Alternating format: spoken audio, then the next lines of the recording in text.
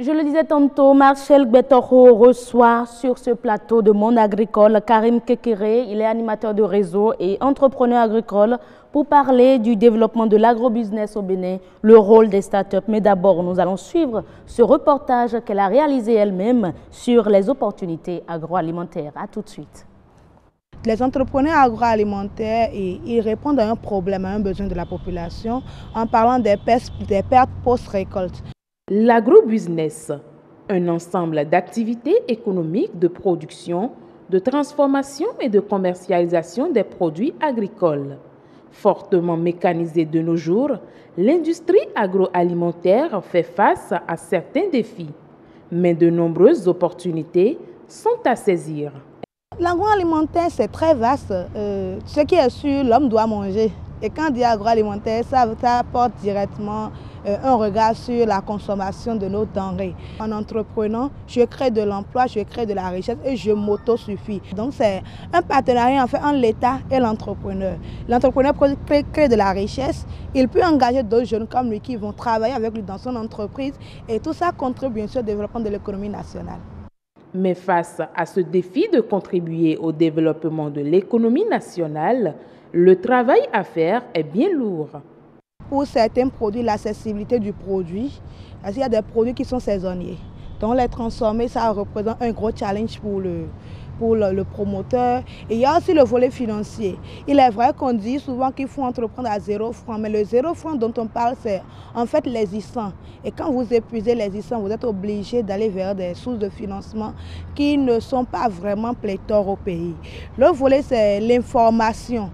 Si tu n'es pas aujourd'hui connecté sur les réseaux sociaux, si tu n'es pas tout le temps sur les réseaux sociaux, ce n'est pas évident que tu aies les bonnes informations au bon moment, ce qui fait que les entrepreneurs agroalimentaires ils perdent beaucoup d'opportunités. S'il est vrai qu'au Bénin, le secteur de l'agroalimentaire est très avancé, un accompagnement du pouvoir public reste indispensable. Le marché existe.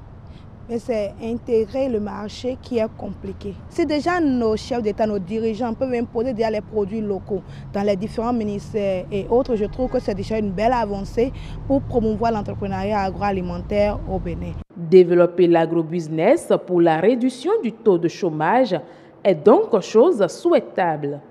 En attendant, l'agrobusinessman doit toujours croire en la chose, car c'est un secteur très important de l'économie béninoise. Merci à vous, Marcel Gbetoro, que nous retrouvons sur le plateau. Marcel, bonsoir. Bonsoir, Rose Danondé, amis téléspectateurs, bonsoir. Comment vous portez-vous? La pleine forme. Et chez vous? Ça va. Le week-end, surtout le dimanche, ça a été? En matière de dimanche, je ne sais pas pourquoi vous spécifiez, mais ça va quand même. Mitourone, mesdames et messieurs, on est avec son invité Karim Kekere, entrepreneur agricole et animateur de réseau. Monsieur Kekere, bonsoir. Bonsoir, Madame Heureuse. Bonsoir, merci d'être avec nous. Merci beaucoup. Voilà, Marcel, on va y aller. Bien sûr, on va y aller. Aujourd'hui, nous allons parler de l'agrobusiness et surtout le rôle des startups dans ce monde-là.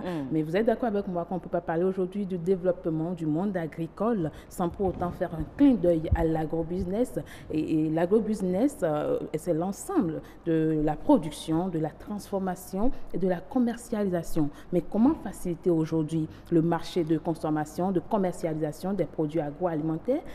La question est d'actualité. Alors, Monsieur Karim, j'aimerais qu'on puisse faire un petit exercice aujourd'hui dans le monde des startups, puisque vous êtes membre du réseau des startups. Vous êtes à peu près combien en matière de statistiques? En matière de statistiques aujourd'hui, le monde des startups, c'est plus de 500 startups qui existent aujourd'hui. Et vous intervenez dans différents domaines? Dans différents domaines. Voilà. Différents domaines. Et en parlant de domaines, c'est l'éthique, c'est la transformation, c'est la commercialisation, c'est beaucoup. C'est déjà bien qu'on ait cet effectif-là. Revenons maintenant au monde agricole. Est-ce qu'aujourd'hui on peut parler du secteur agricole sans évoquer les startups? Non, c'est impossible. Évoquer ce sujet sans le monde des startups, c'est comme rester encore à l'étape traditionnelle. Justement. Et nous sommes en train d'évoluer. Nous sommes au XXIe siècle. Et il faut évoluer avec la tendance. Et cette tendance exige qu'on innove, qu'on progresse Et c'est avec les startups qu'on peut y arriver. On peut y arriver, puisque quand on parle de startup, il n'y a pas que l'éthique, hein, il n'y a pas que les réseaux sociaux, il y a la formation, il y a plusieurs choses dans ce domaine-là. Mais est-ce que déjà le monde agricole dispose aujourd'hui de startups spécifiques?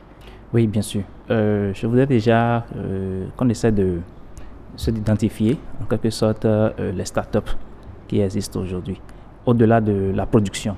Vous savez déjà la production maraîchère, production de l'anacarde, pour tout ce qui concerne la production. Oui. Ça, c'est un premier panel. Ensuite, vous avez les services de transformation. Transformer, c'est-à-dire, je prends l'ananas, puis je fais du jus. Ça, c'est l'agroalimentaire. Oui. Qui parle d'agroalimentaire parle ensuite de la commercialisation. Vous avez aujourd'hui les centres de distribution qui se spécialisent uniquement dans la distribution des produits locaux. Bien sûr. Ensuite, vous avez l'éthique qui accompagne, au lieu d'aller tranquillement peut-être dans un centre tech qu'on avait l'habitude de le faire, avec votre portable, vous pouvez facilement commander. Et ça, c'est grâce à l'ingéniosité de ces jeunes-là qui ont compris que l'éthique, il faut l'associer à l'agriculture, soit aider celui qui a ouvert sa boutique pour avoir une visibilité au niveau virtuel. Donc, si on doit faire un peu le bilan, quand on parle de start-up dans le monde agricole aujourd'hui, le terrain n'est pas vierge. Pas du tout. C'est très occupé et ça avance très vite. Mais occupé à quel niveau? Est-ce au niveau uniquement de la commercialisation ou même déjà les producteurs déjà dans leur champ utilisent les start-up? Oui, ils utilisent seulement que la pénétration est un peu, je vais dire, compliquée et très lente. Pourquoi? Parce que déjà à la base au niveau agricole primaire, il n'y a pas une éducation. On n'a pas éduqué le producteur à savoir qu'on peut utiliser l'éthique pour avoir une solution pour une telle maladie de ravageurs, etc. Donc, d'abord, est-ce que nos agents, au niveau cadre, tous ceux que nous avons, ont été réellement formés à l'innovation, à la pénétration? Ils disposent des compétences? Non. Les jeunes qui sont formés dans les centres, est-ce que l'État les utilise? Ils ne les utilisent pas. On ne les utilise pas. Aujourd'hui, ce sont eux qui se constituent dans des cabinets et qui offrent des solutions. Ils sont obligés de les déployer difficilement avec leurs propres moyens. C'est ça. Donc, du coup, ça fait qu'il y a tellement d'innovation, mais ça peine à aller vers les producteurs, vers la transformation, etc. Normalement, il y a même des solutions TIC où, lorsque vous voulez faire déplacer, je suppose pour le transport, vous n'avez pas besoin de faire tout là, il suffit juste de vous inscrire sur la plateforme. Si vous voulez envoyer un colis, voilà. Justement, tout à l'heure dans le reportage, nous avons vu des images passer, des images de produits agroalimentaires. C'est vrai que l'agro-business ne s'arrête pas qu'aux produits agroalimentaires. Il y a plusieurs autres, il y a la pêche, il y a l'élevage.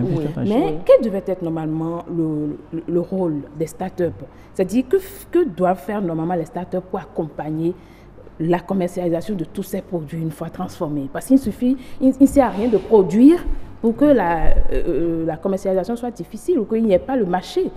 Et je vais ajouter ou compléter, est-ce que les startups doivent attendre nécessairement l'État, que l'État les sollicite d'abord avant que même n'agissent? Non, non. Déjà, les startups n'attendent plus l'État avant d'agir. Je vous donne un simple exemple. Oui. Il existe aujourd'hui des plateformes de commercialisation ou bien des solutions. D'accord? Et le producteur, déjà, lorsqu'il sait utiliser cette solution-là, on le sensibilise. Il peut déjà, bien avant que le produit, la tomate qui a son sang, il y a les statistiques. Dans tel jour, j'aurai 1 tonne de tomates.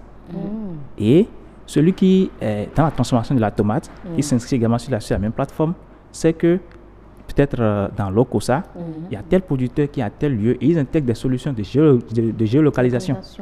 Donc, du coup, tu as l'adresse de la personne, tu le contactes et tu peux déjà aller vers ce dernier pour négocier le produit. C'est ça. Donc, en fait, c'est en quelque sorte le rôle, hein. Vous accompagnez. On accompagne. Vous donnez plus de visibilité. Plus de visibilité, plus d'opportunités. On offre des services, même des services de formation, de coaching, d'accompagnement, de commercialisation, de renforcement de capacité, même d'ingénierie. Puisque même aujourd'hui, il y a la cure de précision. De précision, on utilise des drones, tout ça. Ce n'est pas tout traditionnel, c'est la tendance. Mais moi, ce qui me paraît un peu paradoxal, c'est dit, vous avez toutes ces notions-là. Vous avez les produits également disponibles, vous avez les producteurs à vos portées.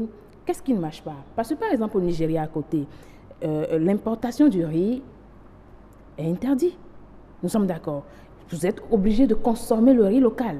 Mais qu'est-ce qui ne marche pas chez nous au Bénin? Pourquoi est-ce qu'on ne peut pas trouver aussi les manières Quand je regarde le sourire de l'invité, il me dit ben, vous ne comprenez rien là. Oui, mais il faut qu'il nous explique où est-ce que ça cloche, qu'est-ce qui ne marche pas pour qu'on soit encore à ce niveau-là. Déjà, si on arrive d'abord, il faut d'abord que l'État reconnaisse le rôle des startups. Est-ce que l'État évalue aujourd'hui l'impact que les startups ont dans l'économie et c'est-à-dire en termes économiques, en termes sociaux? Non, je ne pense pas. Si c'était le cas, je donne un exemple, on n'allait pas augmenter les taxes sur la communication. D'accord. On n'allait peut-être pas importer du riz du Japon et déverser sur le marché pendant que nos producteurs produisent du riz. On a des surfaces, des marécages qu'on doit aménager, utiliser les jeunes. Il y a des jeunes qui développent des solutions pour que ces riz-là puissent s'écouler sur le marché. On vient inonder encore le même marché à prix tellement plus bas, on ne sait pas comment. D'abord, on ne connaît pas les conditions de production de ces riz. Et vous voulez que le consommateur, il va toujours vers ce qui est moins cher. D'abord, donc, vous voulez dire en quelque sorte que l'État ne donne pas assez ou ne protège pas assez nos producteurs et transformateurs. Non seulement il n'y a pas assez de règles en la matière. Non seulement que parfois on fait semblant. C'est ça qui tue en fait la chose. On a, au cours de cette dernière année, on a trop fait semblant. On vote les lois et les premiers qui ne respectent pas, c'est l'État. C'est l'État. Vous êtes sûr que... Est-ce que vous avez des preuves que l'État ne respecte pas? Quand il dit pour respecter les lois non, écoutez, non, regardez un mais peu. Vous êtes entrepreneur agricole, n'est-ce pas? Oui. Vous utilisez les startups? Oui.